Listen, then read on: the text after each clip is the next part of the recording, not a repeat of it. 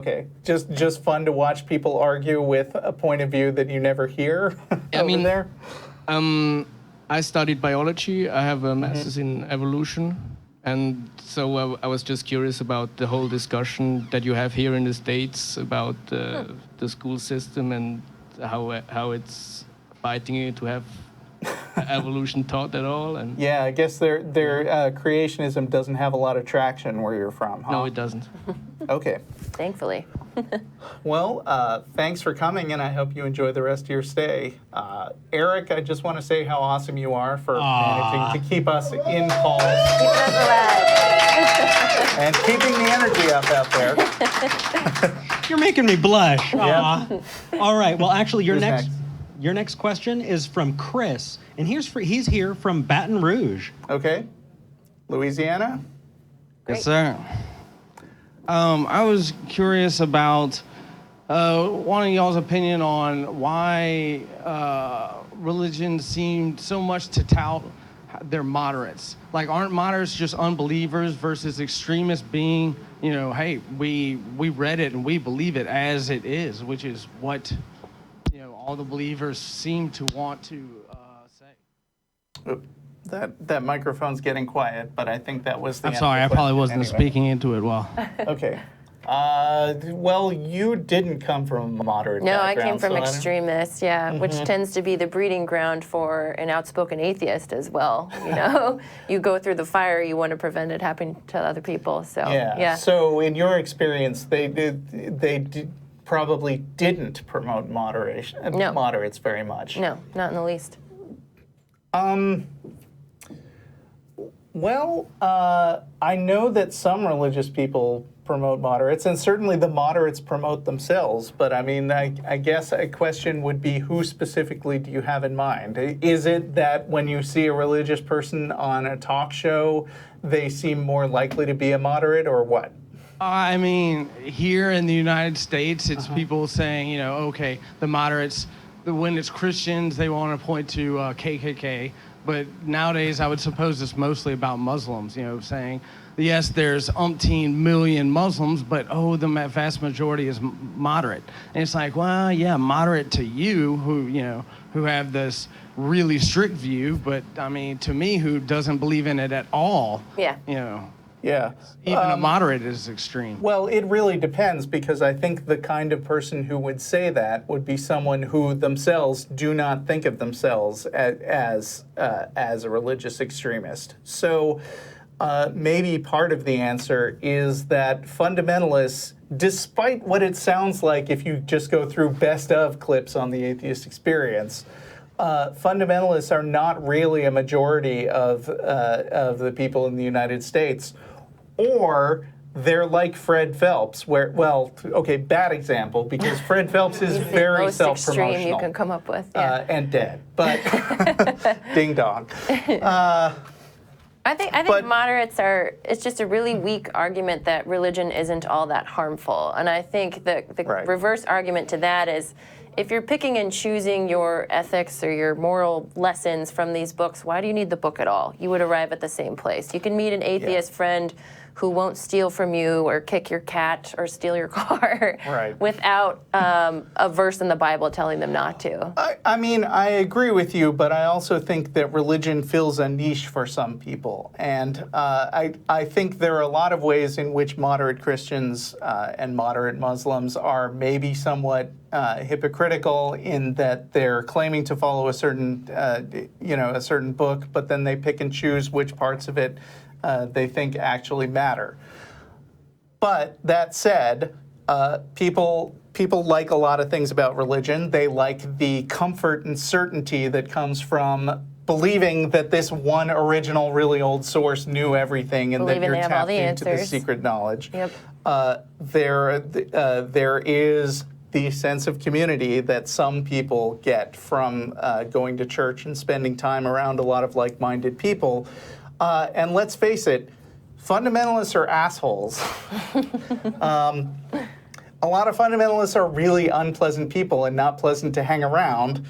Back me up here. No, absolutely. They're no fun. They're mean, judgmental. Yeah. But I think... And so people who are just looking for social validation probably won't find it in a fundamentalist church. And so not only will they gravitate toward the more moderate churches, but they will also fight the cognitive dissonance that says that the truer, more sincere religion is the fundamentalism that they've already rejected. Yeah, and I've met moderates who are more extreme than they think they are too. You know, I'm moderate because I don't believe in killing people, but I'm sexist as hell. But I'm a moderate. You know, you can't define moderate either. So. Yeah. And also, I mean, I'd like to think that over time people would abandon fundamentalism, and unless I'm expecting them to go to become all atheists, having a rise of moderation would be a good thing because it would be a less bad thing. True, yeah. And I think there's a step too. I think the first step is a-religious, and atheistic could be even beyond that, because some people can leave the Christian church and they don't believe in the Christian God, but they might think there's something else out there. They don't really know, but believing that there's nothing else out there and there never was anything, people have trouble with that too. I think sometimes there's multiple hurdles for people to get through. Yeah. I'm all for outspoken atheists, but I also think that if more people would just go from taking religion really seriously to not caring that much about religion, that would be a win. Yeah. What's next? Our next question actually comes from our own backyard.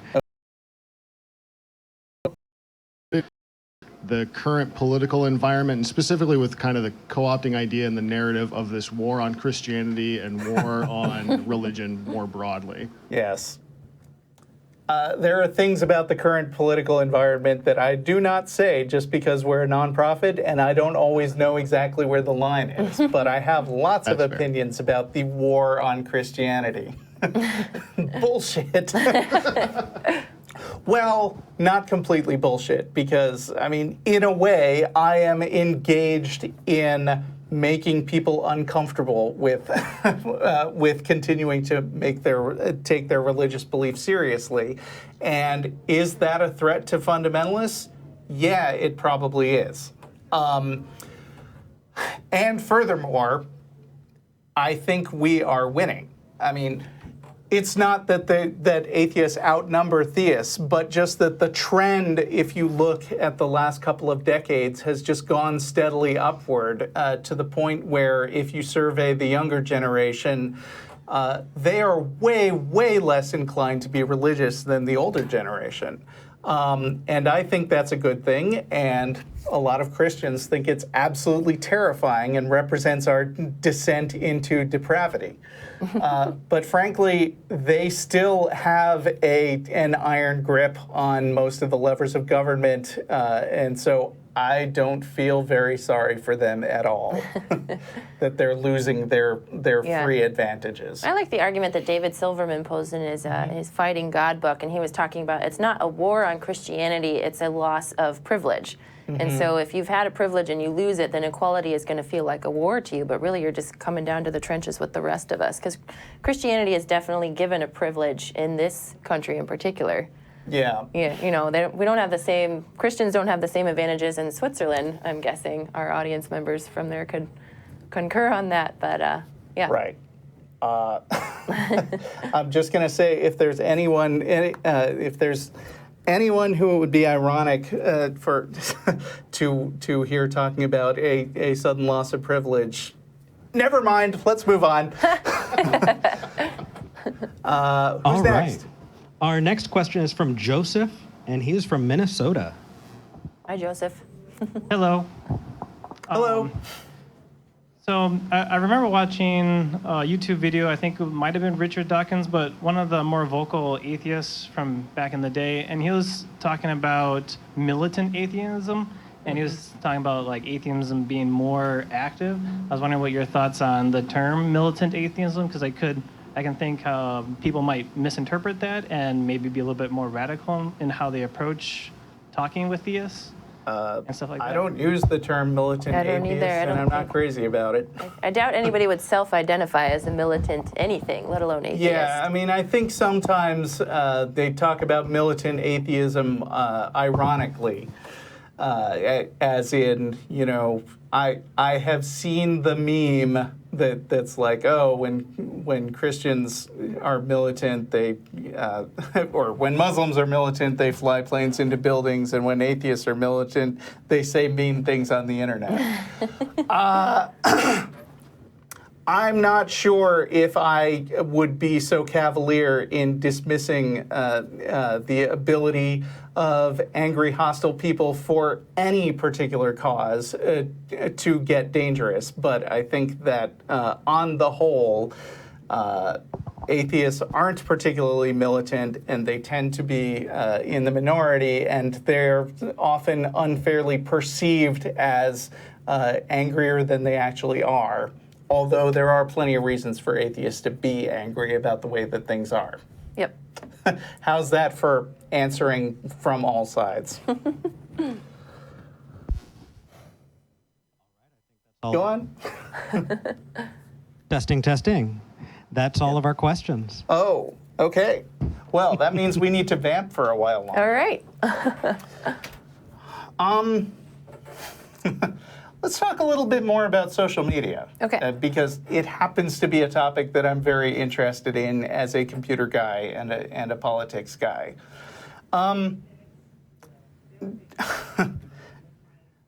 At what point in your life did the internet become kind of a big thing that was in everybody's lives? I think I was in high school, and we all started using AOL Instant Messenger. So you'd put up your little away message with a bunch of smiley faces. Yeah.